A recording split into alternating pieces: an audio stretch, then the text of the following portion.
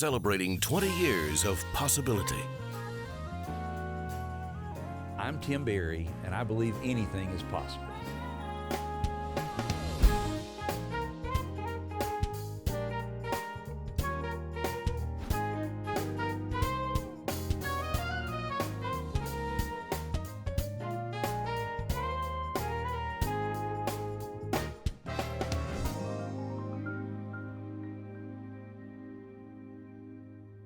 Welcome to Anything is Possible. This particular smile is the smile that comes after 30 years of friendship. Yes, sir. Right? My guest today is Tim Berry. As soon as you walked in the studio today, the first thing we said to each other, get them handshakes out the way. Get the handshakes out of the way. It's hug time. It's hug time. Yes, sir. Tim, we go so far back. And I want to say to you, I started in radio 40 years ago, but I came here 30 years ago. Mm-hmm. And I walked in a radio station. I didn't know anybody, didn't have any contacts. I started with the Dick family. We both were brought along under James A. Dick and Bobby Denton. But I remember when I walked in the radio station, there were a few people there that just embraced me with open arms. I mean, just embraced me. You were one of those people. Well, thank you. And every time we would see each other, we would just light up. Absolutely. Remember, I don't know if you remember, you would walk in and I would bow down and go, "I'm not worthy, sir," and we got it. And that's supposed to be the other way around. So thank you for being here today. No, this is an honor. Thank you. Where does your story start? You have, first of all, the Berry name in East Tennessee goes way back, doesn't it? It does, but not in radio. Yeah. My family, starting with my great-grandfather, were funeral directors and are funeral directors. The Berry Funeral Home was started in 1928 by my great-grandfather. Why didn't you end up in that business? I worked there for several years, but it just wasn't my calling. I got my first ham radio license when I was 13 years old. I got my, what was called then, the first class commercial, which is what you had to have to be a broadcast engineer. I got that at 18. And this is all I've ever wanted to do. I went to school in accounting, and had I completed that, I would have probably been the most miserable accountant on the face of God's earth. Just was not for me. My hobby and my interest in it from basically pre-teen years all the way up to high school led me to my career. What was your first job? My first radio job was to convert two-way radios that belonged to the Highway Patrol into radio equipment that was then used by TEMA, we called it Civil Defense then. And Amos Henderson, A.T. Henderson in Sevierville, hired me at 16 years old to come to his radio shop in Sevierville and work on radio equipment. Did you know it would turn into the career that it's turned into for you? No, I had no idea.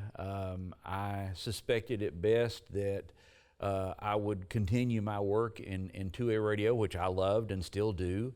But a trip, one of the first trips my father let me take that was driving a vehicle farther than in our neighborhood was to go to Lenoir City, where I got to be with Alan Brazil, who was the chief engineer of WLIL Radio.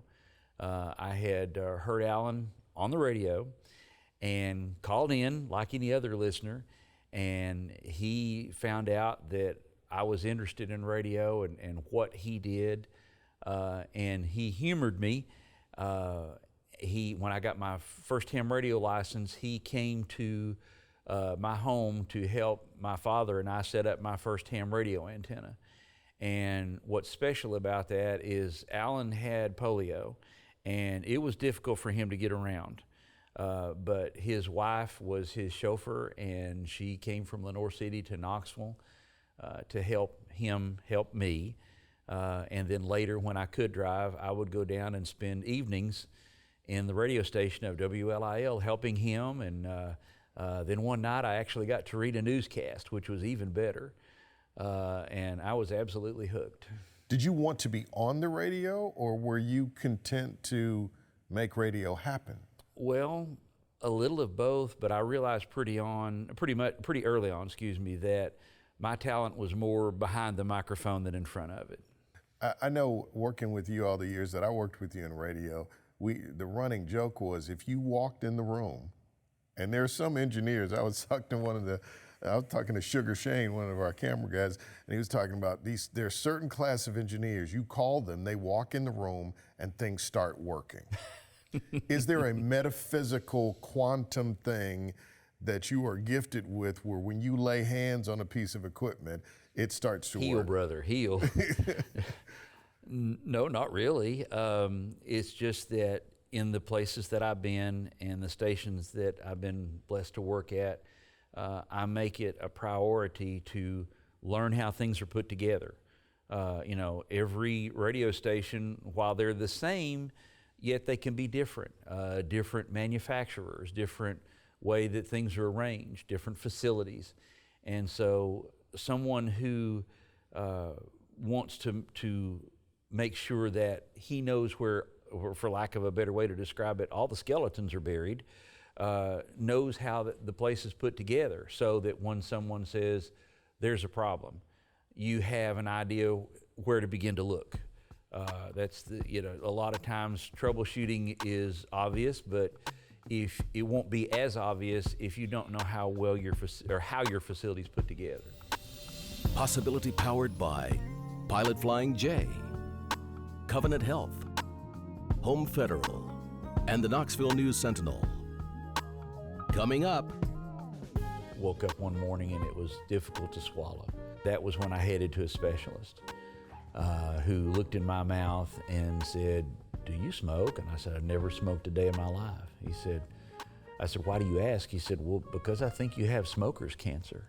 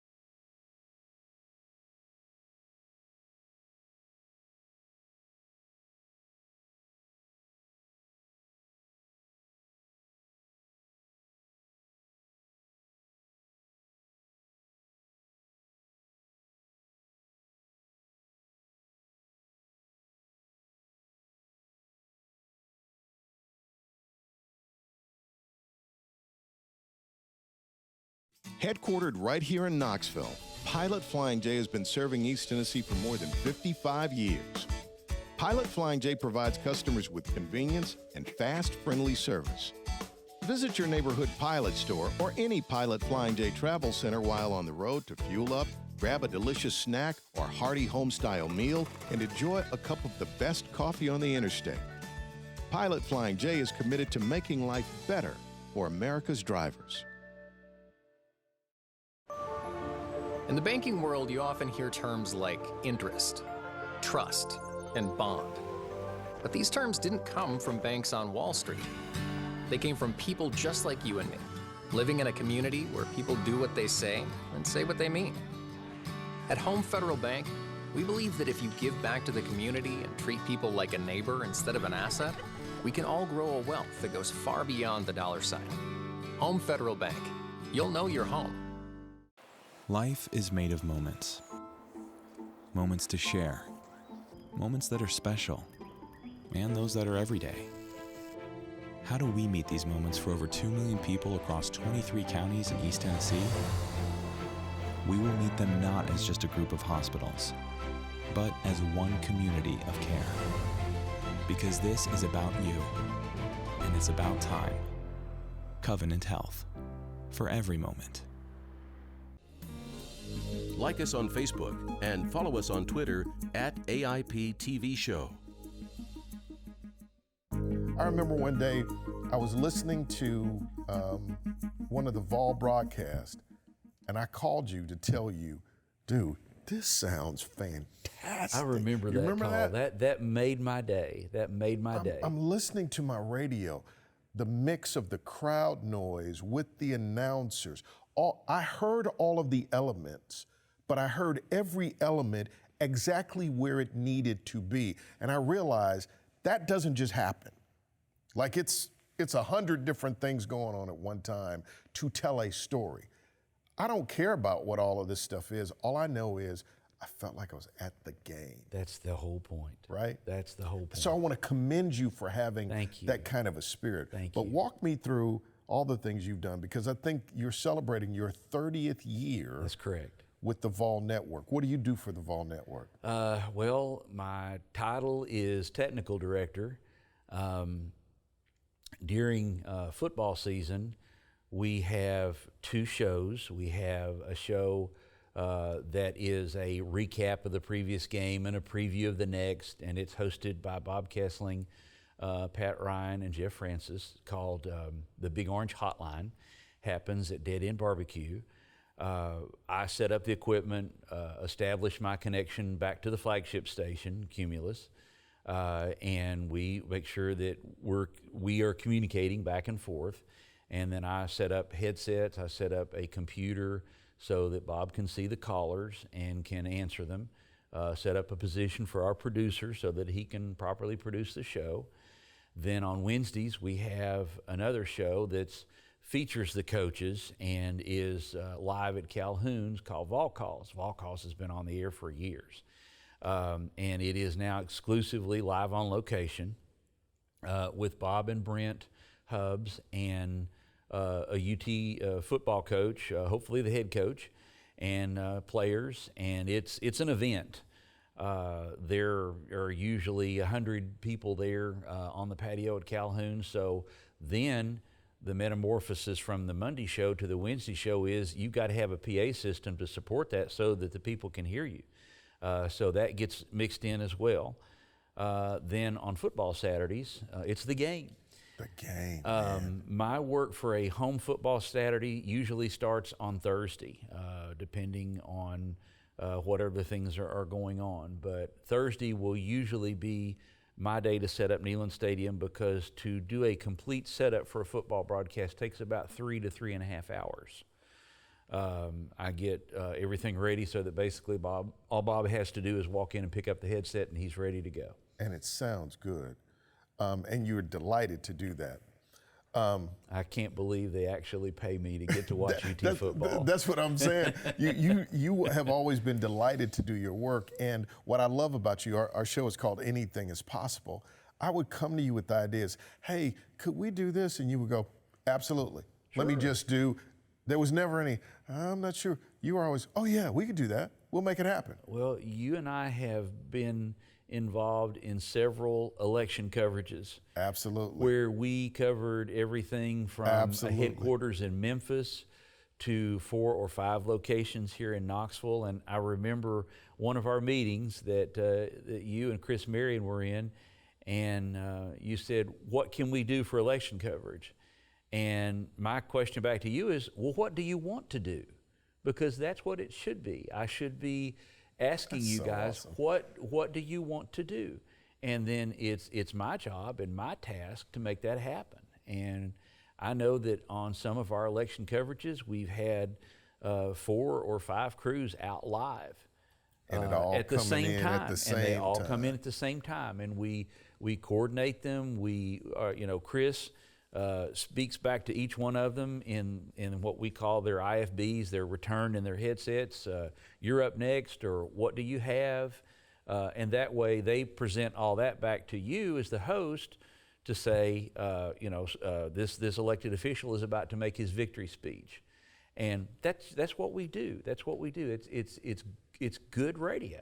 Well, thank you for making my career possible. I want to thank you for that. I can't take credit for that. I think you did that on your own. So I want to talk about your butt crack. Oh my gosh. Oh, no. So you would have on this tool belt, and it would weigh you down. It would. The good Lord saw fit to send me to this earth with no rear end, and there's a term for that that's not suitable for television. But I carry a two-way radio. I carry a pager. I carry two cell phones, and yes, I have used them both at the same time, or all three at the same time, and yeah, with nothing, no padding back there to support that. The full moon is sometimes there. But I wanted to tell you, that's crazy. I've never said to a guest on this show, let's talk about your butt crack. My apologies, but here's what I want to say about your spirit. Oh, by the way. Oh, by the way. We were at the radio station. I think we were at the radio station. You were working. You were working on something furiously. And you're working, and you said, Halloran, pray for me. I said, sure. You said, I have cancer. Yes, sir. Oh, by the way, I got cancer. I think it was non-Hodgkin's. Non-Hodgkin's lymphoma on my tonsil. You said, pray for me, I have cancer. And then you were like, but I got to finish getting this. By the way, I have cancer? Bro, what was that like? Scary. Test your faith. I discovered that something was wrong on a UT basketball trip to Hawaii. Woke up one morning and it was difficult to swallow. And on those kind of trips, the university usually has a team doctor along, but never to work on staff, usually there for the players. And I went to him and he looked at my mouth. He goes, yeah, your tonsil's infected. You're going to have it out. I didn't have my tonsils out as a child. So knowing that, I took some medicine there. It helped, but obviously didn't make it go away. And then my family doctor, when I got back, tried a different prescription. That didn't work. And that was when I headed to a specialist who looked in my mouth and said, do you smoke? And I said, I've never smoked a day of my life. I said, why do you ask? He said, well, because I think you have smoker's cancer. And I mean, that was like just being hit head on by a car at 60 miles an hour. Because at that point I thought, well, it's cancer. Am I right with the Lord? Is it time? But thankfully it wasn't. I had chemotherapy. I had radiation. By the grace of God, that was 10 years ago. Are you cancer-free now? Yes, sir. 10 years ago. Tim, you kept working. I missed, the only days of work that I missed were the days that I was actually in the chemotherapy chair. And while I was out there, I had my laptop, you had your in my laptop, lap and my two-way radio. This is what I'm saying. What is that? It's I guess it comes from a work ethic from my father, who to my brother and sister and I announced early in our lives that one thing that his children would not be is lazy. And if he could see the three of us now, he would say he had succeeded, because we are all active. We all work hard. We give back. That's what we were raised to do.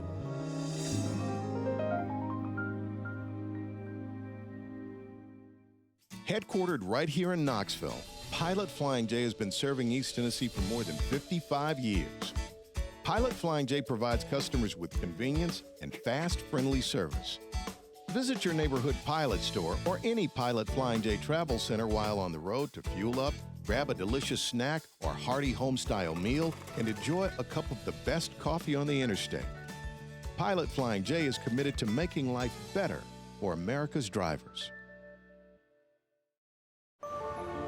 In the banking world, you often hear terms like interest, trust, and bond. But these terms didn't come from banks on Wall Street. They came from people just like you and me, living in a community where people do what they say and say what they mean. At Home Federal Bank, we believe that if you give back to the community and treat people like a neighbor instead of an asset, we can all grow a wealth that goes far beyond the dollar sign. Home Federal Bank. You'll know your home. Life is made of moments. Moments to share. Moments that are special. And those that are everyday. How do we meet these moments for over 2 million people across 23 counties in East Tennessee? We will meet them not as just a group of hospitals, but as one community of care. Because this is about you, and it's about time. Covenant Health, for every moment.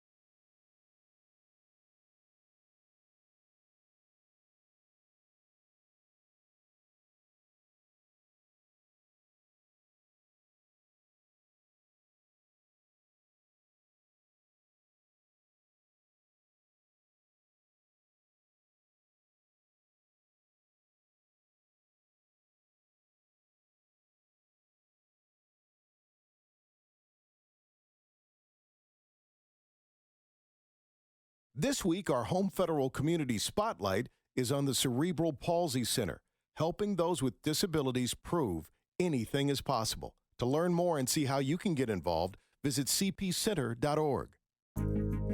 You're an engineer. Engineers solve problems. Engineers love problems, actually, because it gives them a reason to exist. But you're also such a kind man. The people who know you, we're delighted to work with you. We're delighted to be around you. The energy. Well, it's my delight to be there. We can tell. It is. It's my delight to be there.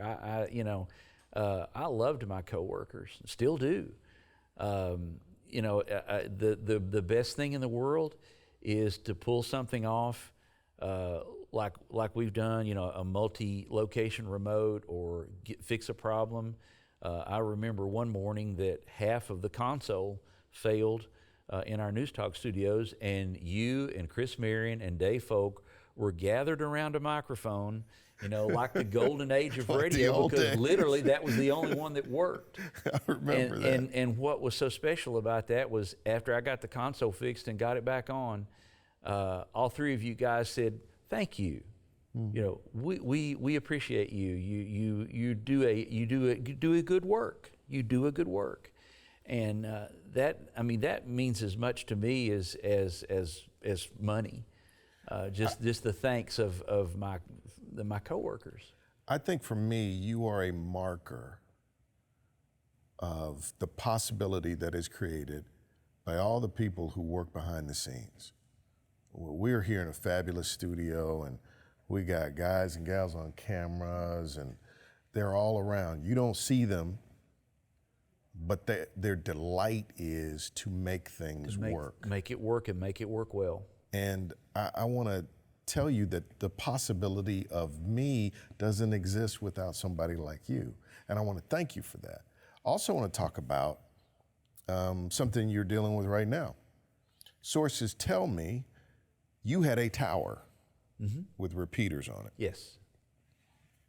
You did that. Not only it's business, but it also, there's so many stations that needed that service for repeaters that you wanted to help. In a recent storm, your tower fell. Where are you with that project, and how can we help you? Well, it has been stripped of what antennas were there. The tower's been removed, and the site is cleaned up. That tower site borders the Great Smoky Mountains National Park on the southern part of the park, down closer to Cades Cove. And if you've ever gone through Cades Cove or gone through the park, you know that your cell phone becomes useless. There's no cell service because there are no cell towers. There cannot be cell towers in the park. Amateur radio provides communications where other things can't. And there's a good friend of mine who's now grown, but when he was in school, was on a field trip inside Cades Cove where one of his classmates fell into the creek and was drowning. And the only way that they had to call for help was via amateur radio through the repeater system that was on that tower that fell. So my goal is to get that tower back up. A good friend established a GoFundMe account for me, and it's out there now. And there's funds there, and I've been going through the process of finding the right tower to fit my property, to replace it, to hopefully this doesn't happen again. What's the GoFundMe? The GoFundMe is under my ham radio call sign, WB4GBI. That's my ham radio call sign. Had that since I was 13 years old. It's there, and it shows a picture of the fallen tower in the building. But I am overwhelmed by the response that I have received so far. Ham radio operators from all over the Southeast have contributed, some little, some much, but all greatly appreciated. Well, we will make sure that we make a contribution toward putting that tower back up, because you've lifted us all up, and I thank you for being a part of Anything Is Possible. Thank you. It's such an honor to be here.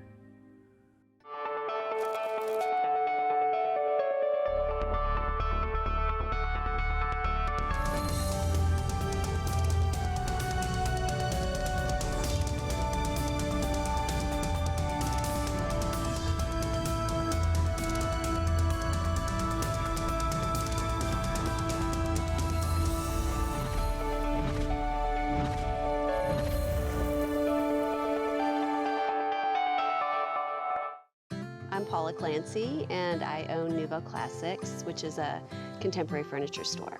So I sell furniture and I help people create space. We did that here for your set, but I also do it for people's homes.